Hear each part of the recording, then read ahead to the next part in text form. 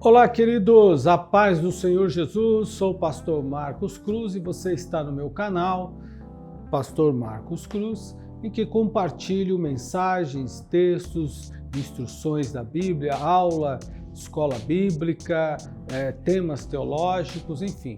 E hoje eu quero compartilhar um pouquinho com vocês sobre o tema que está escrito em 1 Timóteo, capítulo de número 4, versículo de número 1, que diz assim: Ora, o Espírito afirma expressamente que nos últimos tempos alguns se apostatarão da fé por obedecerem a espíritos enganadores e a ensinos de demônios. Me chama bastante a atenção esse texto que a Bíblia diz que nos últimos tempos o Espírito diz, Espírito e a palavra que se refere exatamente ao Espírito Santo, diz que nos últimos tempos muitos se apostatarão da fé.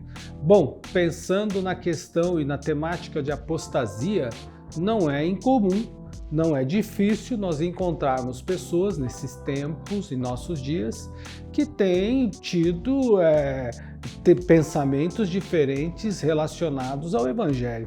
O Evangelho é um só, é único, o Evangelho não muda, a palavra de Deus é imutável e ela não muda. Por exemplo, como assim, pastor, a palavra de Deus não muda?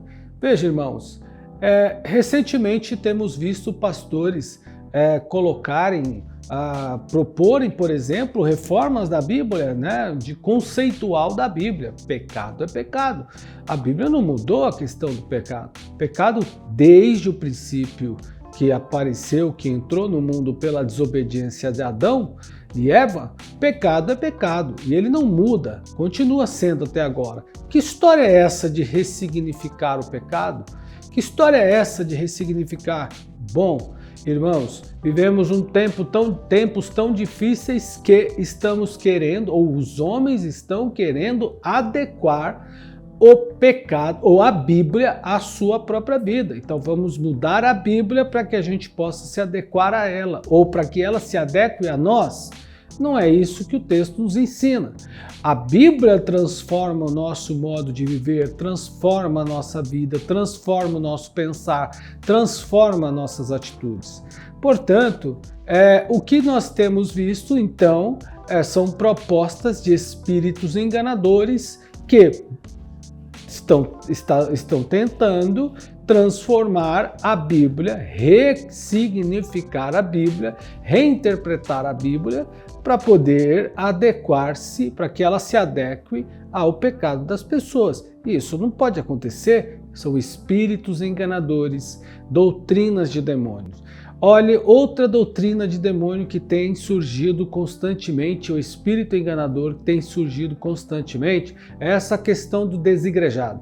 Desigrejado fora da igreja não existe. Aliás, crente fora da igreja não existe. O crente precisa estar na igreja.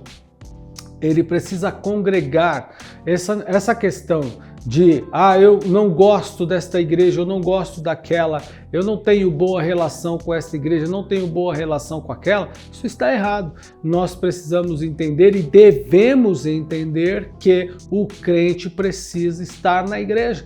Mas a ideia do desigrejado, isso não é uma coisa nova, isso é uma coisa antiga, essa ideia, esse conceito já se vestiu de outras formas. Por exemplo, a igreja, Witness Lee, um chinês, pregava sobre isso. Ele trouxe muito sobre essa questão da igreja, igrejas fora da igreja, não é? Igreja fora da igreja. Então, como é a igreja fora da igreja? Sem o crente, ou a igreja se reúne, mas não precisa de um ambiente, por exemplo, para congregar, para estar junto, para estar próximo, para orar um com os outros, olhar nos olhos, para compartilhar a música, ser tocado por ela, enfim, essa coisa já existiu. E lá naquela época, como eu falei, se chamava igreja local. Bom, mas hoje não. Hoje a ideia de desigrejado, e tem inúmeras igrejas se reunindo em hotéis, se reunindo, por exemplo, em ambientes, salas que são alugadas para isso. E aí as pessoas questionam, bom, eu saio de um sistema ou eu deixei de congregar numa igreja que há uma administração, que há um corpo eclesial e vou para um evento como este ou para um ajuntamento como este com caráter de igreja livre. É o que Bauman diz. Zygmunt Bauman escreveu Modernidade Líquida e no seu livro ele aponta uma questão muito interessante. Entre elas, ele diz que o sujeito sai de uma prisão, que ele acha que é uma prisão, e vai para uma outra prisão que ele acha que é liberdade. Ele sai de uma administração eclesial, de uma igreja que prega, por exemplo, a libertação, que prega a adoração ao único Deus vivo, que prega a disciplina, e vai para uma outra onde ele não terá essas mesmas pregações e, consequentemente, ele poderá praticar, fazer o que quiser e ninguém terá conta disso. Bom, a grande sacada, pelo menos para essas pessoas, ou o grande pensamento que eles têm a respeito de tudo isso, é que podem congregar numa igreja e não vão prestar contas com ninguém, ou a ninguém. Mas na verdade não é bem assim, não é? A pessoa, ela vai para um evento desse porque ela quer se comprometer-se com o evangelho. Evangelho sem vida não funciona. Toda pessoa que pensa em viver o evangelho e não tem vida no evangelho, ele está absolutamente errado no seu pensamento, porque o evangelho transforma o nosso modo de viver, transforma o nosso modo de pensar, transforma o nosso modo de se relacionar com as pessoas. O evangelho transforma a nossa fala, transforma o nosso olhar. O próprio Senhor Jesus condenou o pecado de olhar. Ele disse assim, aquele que olhar para uma mulher e cobiçar, já adulterou com ela. Esse é o evangelho. Evangelho que não transforma, evangelho que não comunga, evangelho que não participa junto com os irmãos, isso não é evangelho.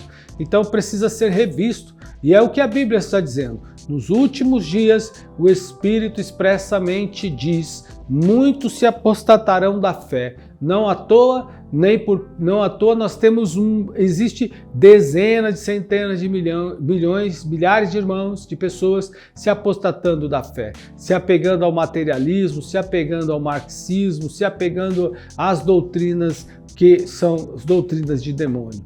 E nós não podemos cair nessa cilada. Portanto, eu compartilho com você esta mensagem, acima de tudo, que você deve congregar, deve dar ouvidos à voz de Deus, deve ouvir a palavra do Senhor. Não fique desatento, não dê atenção aos demônios que querem atrapalhar a sua comunhão. Busque ao Senhor, busque a Deus. Deus certamente vai falar contigo e vai te renovar. Esta é a palavra do Senhor para nós esta noite. E eu finalizo, antes disso, dizendo o seguinte: o Salmo 133 diz que é bom que os irmãos vivam em união, é como óleo precioso que desce sobre a cabeça, escorre pela barba e vai até a orla. Quando nós estamos juntos congregando e adorando ao Senhor, certamente não falta o Espírito Santo, não faltará na cabeça de ninguém. Todos dentro da igreja são ungidos, todos dentro da igreja são alcançados pelo Espírito Santo, desde que esteja em comunhão. Não dê ouvido ao diabo, ouça a voz de Deus. Deus abençoe.